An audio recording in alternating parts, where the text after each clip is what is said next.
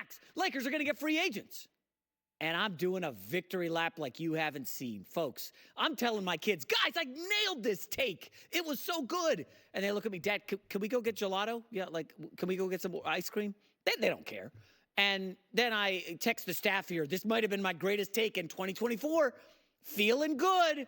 Oh, and I know all the dopey social media accounts that follow this show, and criticize us when we whiff. They're going to give me props for nailing this, right? I felt great about this LeBron take. And then it comes out, well, LeBron wants 4 or 5 guys, and slowly but surely, over the weekend, they start coming off the list. James Harden, not coming to Lakers. Jonas Valanciunas, he went to the Wizards. And then the big one, Klay Thompson. That one hurt. That stung. Klay Thompson spurns the Lakers' advances for the Mavs. And at that point, it's, oh, damn, this is depressing. The Lakers aren't going to get better. Their only signing was Max Christie. Somehow he got $8 million a year from the Lakers. So all of a sudden, LeBron looked heroic for like a 72-hour window, and then we get the news this morning right before the show, LeBron staying with the Lakers on a 2-year max deal. Womp, womp, sad trombone. It happens. LeBron tried. It was a valiant effort, and the Lakers end up with nobody. And now the question turns to, well, does nobody want to play with LeBron James? Is the Lakers brand damaged? Danny Hurley rejected them. Now free agents are giving him the Heisman. Or is Rob Pelinka just really bad at his job? And it's probably a little bit of all three, right? I mean, listen, you can't totally blame Klay Thompson for saying, yeah, I think I'm going to go to the Mavs because they got a better chance at the title, and they were just in the finals last year. And unequivocally, they're better than the Lakers. So you can't totally blame Klay Thompson, even though LeBron allegedly called Klay to recruit him. James Harden, I mean, why is he leaving the Clippers? It's his show now, right? Paul George, Clippers very clearly did not want him. We'll get to Paul George shortly. And essentially, James Harden's like, oh, damn, we got a new arena? We're going to be on TV all the time? Kawhi's probably going to miss half the season because that's what he does. And no Paul George? This is old school James Harden. I'm going to be rocking 20, 25 shots a game. Why would he go to the Lakers where he's going to be like the third banana to AD and LeBron? Obviously stay with the Clippers. The one that was kind of a slap in the face was Valanciunas picking the Wizards, the lowly Wizards. I mean, the dregs of the league. They're going to be tanking for Cooper Flagg. But, I'm sure LeBron was kind of hurt because you need somebody to guard Jokic as Nuggets have extinguished the Lakers the last 2 playoff runs. And I guess I kind of sort of am having to take like a positive reaction to this. And I know people are going to be upset because everybody wants to take shots at LeBron and hammer the Lakers. But hear me out, okay? What if the Lakers dodged a bullet by not landing Klay Thompson? Is that possible? Is it possible the Lakers dodged a depreciating asset in Klay Thompson? I know he had moments last season. I believe it was April he went off and Klay had a really, really good month. It was like 8 or 9 games. But listen, between the pouting, the benching, I don't know if it was over his contract or he's just unhappy with the demise of the dynasty. Klay had some pretty rotten moments last year, and I won't even bring up the 0 for 10 to end the season in the play-in game against the Kings. So it's possible the Lakers dodged a bullet. And I'm going to hit you guys with a bit of a truth bomb here. I looked at the Lakers roster right before coming on the show. This kind of surprised me. They have 2 guys over the age of 30 on the entire roster. 2, AD and LeBron. That's it. This is a young team. So good news, big picture, macro. Hey, Lakers, they're building something. They brought in a young, smart coach in J.J. Redick to relate to the young guys. That's the good news. The bad news is, of course, they're probably not contending for a title with this team next year. Now, they won 47 games, which is nice, but A, it's in the West, and B, they didn't get out of the first round, which I think points to a larger story in the league, and I'll pivot to this, is the end of the Big Three era in the NBA. It's over. Kaput. Done. It had a good run. R.I.P. You can write the tombstone if you want. But there are no more Big Threes in the NBA. It's officially done. And the Big Three had an amazing run. Okay? Remember, you go back, Parker, Ginobili, Duncan. They kind of ushered it in the early 2000s. And then you had KG, Paul Pierce, Ray Allen. Big Threes were in vogue. They kind of started the super teams, and then LeBron's like, okay, let me go create the Heatles with Wade, and I'll go add Bosh And we got our big three. Then LeBron goes back to Cleveland, another big three. Then the Warriors get their big three with Curry and Clay at the time and KD. Big threes were what the league, they were driving everything. They're driving force behind the success of the league. And about 10 teams mattered.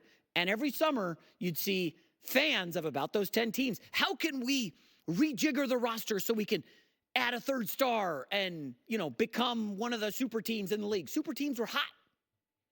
And the NBA said, no. This ain't good. We don't want 10 teams relevant. We want parity. And the socialists in the NBA, sorry, I had to make a political reference. I am all for equality of opportunity. I'm not for equality of outcome, which is what the NBA wants. But the NBA is kind of winning. Last 6 years, 6 different NBA champions. And if you look around the league, folks, there are 2 big threes that before the Sixers added Paul George. That's it. There's really 2 official big threes. And that's the Bucks, who went to play for Damian Lillard, Giannis, Middleton, and Lillard. We know how that worked out. They lost in the first round. I know Giannis was hurt. They didn't look good at any point last season. And then there's the Phoenix Suns, who had KD, Beal, and Booker. And that flamed out spectacularly, getting swept by the Timberwolves in the first round. Which leads me to Paul George in the latest big three. I'm using air quotes for the radio audience because I don't know that it's a big three. I like Paul George a lot. I've always loved his game. I'm on record. You can look it up. I mean, this guy at Indiana, oh my goodness. He was so good, went toe-to-toe with LeBron, smooth game, inside out, let his game do the talking until he got kind of in his head and called himself Playoff P, which hasn't quite worked out great. I like Paul George a lot. He came to the Clippers, and they basically did nothing with Kawhi Leonard. I know they won 2 playoff series in 5 years, something insane like that. I know you can blame the injuries, but is Paul George really a superstar in this league? I actually was going to pitch the staff. I didn't even tell them this. If we do a top 20 players, is Paul George definitely top 20 in the league? I mean, all NBA right there is 15 alone. Paul George is fringe all NBA. I don't know if he's a top 20 guy. We could maybe break it down tomorrow. Yeah, I'll be back, hopefully. And I just don't know if this is going to work out for Philadelphia. Okay? The Big Three era is over. And why is that over? Because you've got to round out your roster with minimum guys. Go look at the Bucks roster. It's 3 dudes, maybe a fourth if you want to count whoever their fourth guy would be. Bobby Portis is still there, I think. Like, who do they have after that? Nuggets, Bucks don't have anybody. It's looking bleak in Milwaukee, sorry. And then you look at the Phoenix Suns, and folks, that roster is really bad. They've got a poo-poo platter of minimum players to go with KD, Booker, and Beal. And nobody thinks, I don't even know if they're top 8 in the West. So now you go to the Sixers, and you're like, okay, well, they're in the East, Jay, they'll be fine.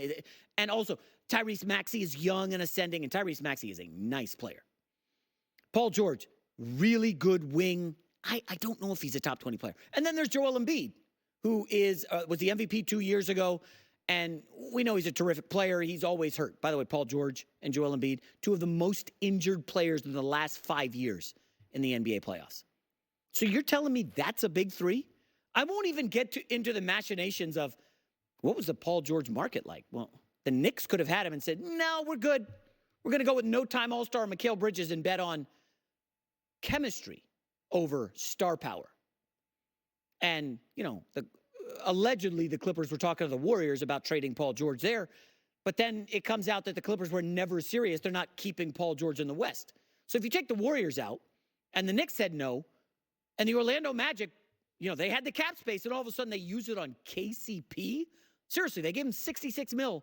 Maybe they got wind Paul George wasn't going to pick Orlando, but Orlando didn't even make an offer to Paul George. And so essentially, Philly fell ass backwards into Paul George. That's how they ended up getting their third star. It's not like there was this race for Paul George and he had to take 6 meetings because nobody has cap space. It doesn't work anymore. The math doesn't add up. And I'll end with this. And I like Paul George. He's a smooth player. He's a really nice guy. He appears by all accounts. And this is probably going to come off a little harsh, but this is just real talk, and Paul George, get ready for it.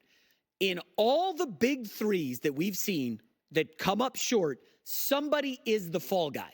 Somebody gets blamed. Somebody has to take a step back. Whether it's Chris Bosh with the Heatles, going from like a 24-10 guy in Toronto to